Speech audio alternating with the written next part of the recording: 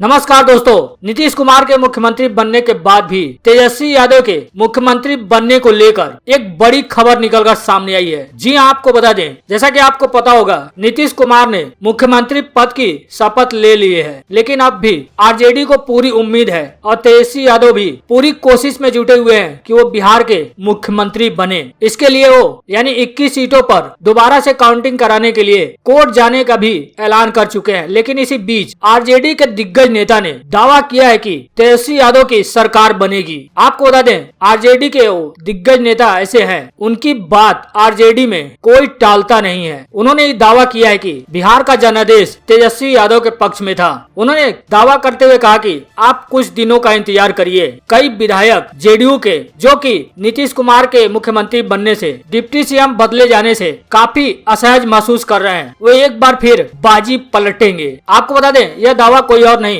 RJD के दिग्गज नेता मनोज झा ने किया है। पहले आप मनोज झा का ये वीडियो देखिए, जिसमें उन्होंने कहा कि मैं इस चीज से और इतने से वाकिफ हूँ कि जेडीयू यानी नीतीश कुमार के 2/3 विधायक ऐसे हैं जो मौजूदा रिश्ता भाजपा जेडीयू का है, उससे वो सभी विधायक सहज महसूस नहीं कर रहे हैं, यानी कि उनके अंदर इस गठबंधन से संतोष की भावना नहीं है। साथ ही उन्होंने यह भी दावा किया कि नीतीश कुमार को छोड़ के 2/3 विधायक इस रिश्ते से सहज महसूस नहीं कर रहे हैं। आप खुद ही देखिए एक बार उनका वीडियो। लेकिन इससे पहले आपसे एक छोटा सा रिक्वेस्ट है, इस वीडियो पर अपना एक लाइक जरूर दें, साथ ही वीडियो को शेयर भी करें। मैं समझता हूं कि बिहार को अपनी सरकार चाहिए और बीजेपी को भी ये पता है। अगर मैंने फिर दोबारा कह रहा हूं, आप किसी से भी ऑफ कैमरा बात कीजिए, बीजेपी के भी लोग कहेंगे कि जो एक बयार होता है, जो एक मूड होता है, वो मूड तेजस्वी जी और महागठबंधन के पक्ष में था। अब मैं बार बार कह रहा हूं, जनादेश और शासनादेश का फर्क समझना होगा। आप कुछ महीनों का इंतजार करिए।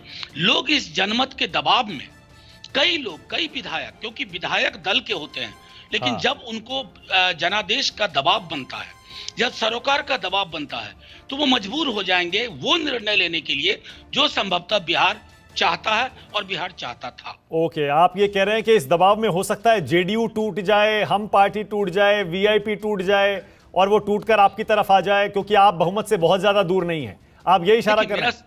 मैं इशारा नहीं कर रहा हूं, मैं बिहार के इरादे को स्पष्ट कर रहा हूं और बिहार के इरादे से जो कोई भी वाकिफ होगा वो इस इशारे को समझेगा। ओके, मेरा सवाल ये था, क्या आरजेडी के लिए जेडीयू के साथ दोबारा जाने का रास्ता खुला है? क्या आप स्वीकार करेंगे अगर दोबारा से नीतीश कुमार एनडीए छोड़कर आना चाहें तो?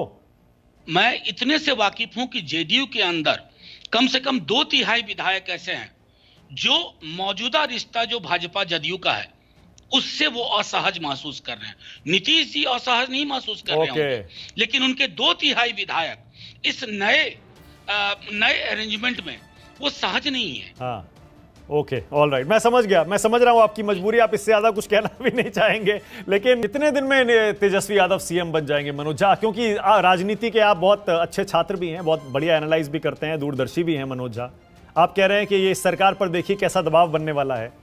6 महीने, साल भर, 2 साल, कुछ आप देखते हैं? मैं इतना ही कह सकता हूं कि मैं सब कुछ हूं, ज्योतिष नहीं हूं। लेकिन इतना मैं कह सकता हूं कि जिस प्रकार का दबाव विधायकों पे है अपने क्षेत्रों से, पूरे बिहार का, शायद ये 6 महीना बहुत, मतलब एक लंबी अवधि में दे रहा हूं, आप परिवर्तन देखेंगे। जैसा कि आपने मनोज झा का वीडियो देखा, उन्होंने दावा किया कि भारतीय जनता पार्टी और जेडीयू के गठबंधन से 2/3 विधायक जो कि जेडीयू के असहज महसूस नहीं कर रहे हैं और वो कभी भी बिहार की सत्ता को बदल सकते हैं। उन्होंने यह भी दावा करते हुए कहा कि 6 महीने इंतजार करिए, 6 महीने के भीतर तेजस्वी यादव बिहार के अगले सीएम होंगे। यानी कि कहीं न कहीं उनके बातों के मुताबिक देखा जा सकता है कि जैसा उन्होंने कहा कि 2/3 विधायक भारतीय जनता पार्टी और जेडीयू के रिश्ते से असहज महसूस कर रहे हैं, यानी कि एनडीए में फूट पड़ने की आशंका है। हालांकि डिप्टी सीएम बदले जाने को लेकर भी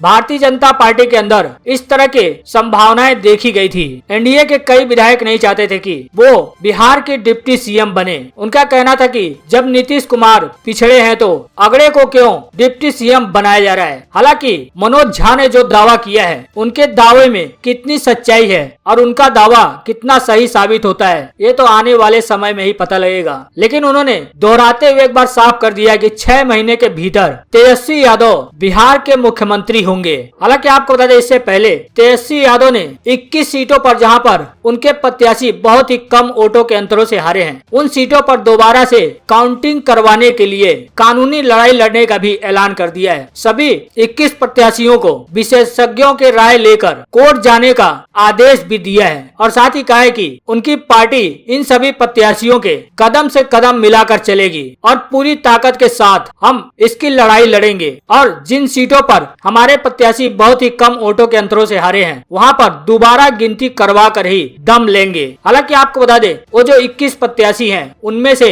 सबसे ज्यादा आरजेडी के प्रत्याशी हैं। आरजेडी के 14 प्रत्याशी हैं, सीपीआई माले के 3, सीपीआई के 1 और कांग्रेस पार्टी के 3 उम्मीदवार हैं। ये सभी कोर्ट जाने की तैयारी में लग चुके हैं। ये सभी कानून के जानकारों से राय ले रहे हैं। वहीं आपको बता दें कभी नीतीश कुमार के सबसे करीबी माने जाने वाले प्रशांत किशोर ने नीतीश कुमार के मुख्यमंत्री बनते हुए उन्हें थके हुए और महत्वहीन सीएम बता दिया है। साथ ही बोला कि इन्हें भारतीय जनता पार्टी ने मनोनीत किया है। जी आपको बता दें प्रशांत किशोर ने बिहार के मुख्यमंत्री के रूप में नीतीश कुमार के 7वीं बार मुख्यमंत्री पद की शपथ ग्रहण करने के बाद उन पर निशाना साधा है। प्रशांत ने कहा कि नीतीश को भाजपा ने इस पद पर मनोनीत किया है। इसके साथ ही राज्य को कुछ और सालों तक एक थके हुए और राजनीतिक रूप से महत्वहीन हो गए नेता के प्रभावहीन शासन के लिए तैयार रहना चाहिए। पिछले करीब 4 महीने में पहला ट्वीट करते हुए प्रशांत ने कहा कि भाजपा मनोनीत मुख्यमंत्री के तौर पर शपथ लेने के लिए नीतीश कुमार को बधाई। मुख्यमंत्री के रूप में एक थके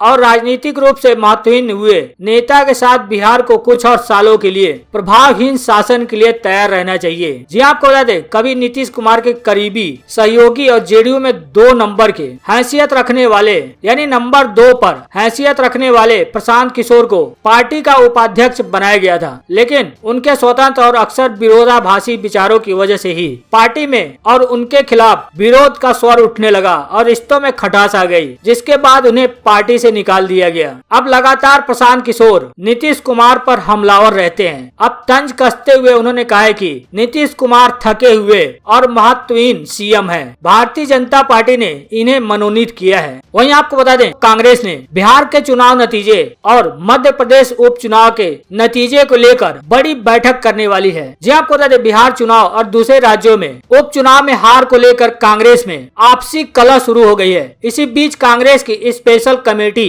जो कि सोनिया गांधी की सलाहकार समिति है उसकी आज बैठक होगी। एएनआई के सूत्रों के मुताबिक यह बैठक आज शाम 5 बजे वीडियो कॉन्फ्रेंसिंग के जरिए होगी। इसका एजेंडा साफ नहीं है। अटकलें लगाई जा रही है कि चुनाव में खराब प्रदर्शन को लेकर और किस कारण से उपचुनाव और बिहार चुनाव में हार हुई उसकी समीक्षा की जाएगी। हालांकि यह बैठक ऐसे समय पर हो रही है जब उपचुनाव में और चुनाव में हार के बाद पार्टी में रिव्यू का मुद्दा उठ रहा है। कांग्रेस के सीनियर नेता कपिल सिब्बल ने भी रविवार को एक इंटरव्यू में कहा था कि पार्टी ने शायद हार को ही नियति मान लिया है। टॉप लीडरशिप को शायद ऐसा लग रहा है कि पार्टी में सब कुछ ठीक चल रहा है। हालांकि लीडरशिप के मुद्दे को लेकर कांग्रेस नेता 2 गुटों में बढ़ती हुई नजर आ रही है। राजस्थान के मुख्यमंत्री अशोक गहलोत से लेकर दिल्ली कांग्रेस के अध्यक्ष अनिल चौधरी तक कपिल सिब्बल पर निशाना साध रहे हैं। आपको बता दें कपिल सिब्बल ने कल कांग्रेस की हार को लेकर कांग्रेस पर ही ठिकरा फोड़ा था। बिहार चुनाव में कांग्रेस के खराब प्रदर्शन पर कपिल सिब्बल ने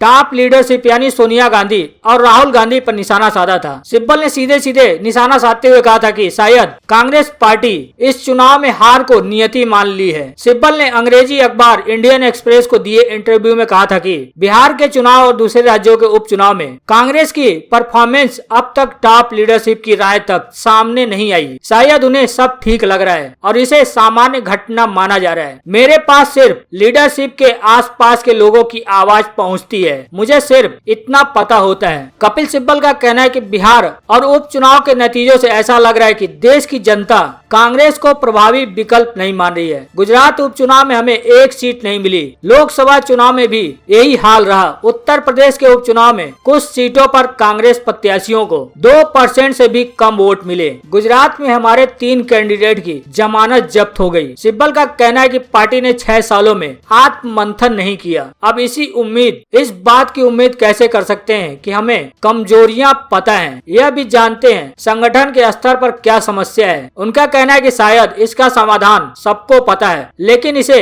अपनाना कोई नहीं चाहता है। अगर यही हाल रहा तो पार्टी को बड़ा नुकसान होता रहेगा। कांग्रेस की दुर्दशा जिस तरह से बिहार और उपचुनाव में हुई है, इसको लेकर सबको चिंता है। हालांकि आज शाम को कांग्रेस की सोनिया गांधी के नेतृत्व में बैठक है। इस बैठक में माना जा रहा है कि हार के मुद्दे को लेकर बड़ी चर्चा होगी और कैसे बिहार में और उपचुनाव में कांग्रेस पार्टी की इतनी बुरी हार हुई है, उसकी बड़ी समीक्षा की जाएगी और आगे की रणनीति भी बनाने की चर्चा हो सकती है। हालांकि शाम को बैठक होने के बाद ही जो निकलकर सामने आता है, उसके बाद ही पता लग पाएगा कि किस बात पर चर्चा करने के लिए यह बैठक की जा रही है।